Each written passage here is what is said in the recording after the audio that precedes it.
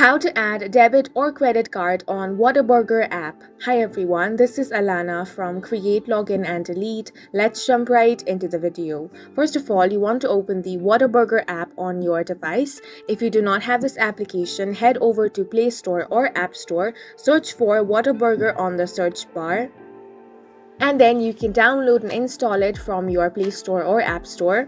Once you have downloaded the application, you want to first sign into your account, or if you are new to this, you want to tap on the Create Account option.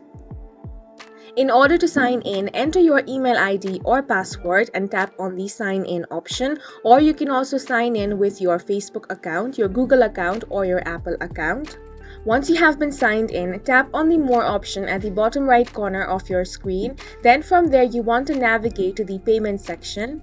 There, you want to tap on the Add a Payment Method option. From there, you want to select your payment method. You can choose either credit or debit card or also PayPal. Tap on the Credit or Debit Card option. After that, you will have to enter some details about your card, such as your card number. Then add the expiration date. After that, enter the security code or the CVV number, which is usually found on the credit or debit card.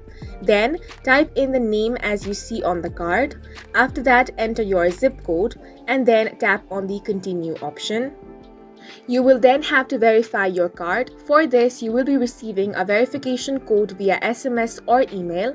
Once your card is successfully added and verified, it should appear in the list of payment methods within the application. You can use it to make purchase or payment within the Whataburger app. If you encounter any difficulty during this process, you can contact the customer support of Whataburger. And that's it for this video. If you have any questions or confusions, do leave them on the comment section. And don't forget to hit the like button and subscribe for more helpful tutorials.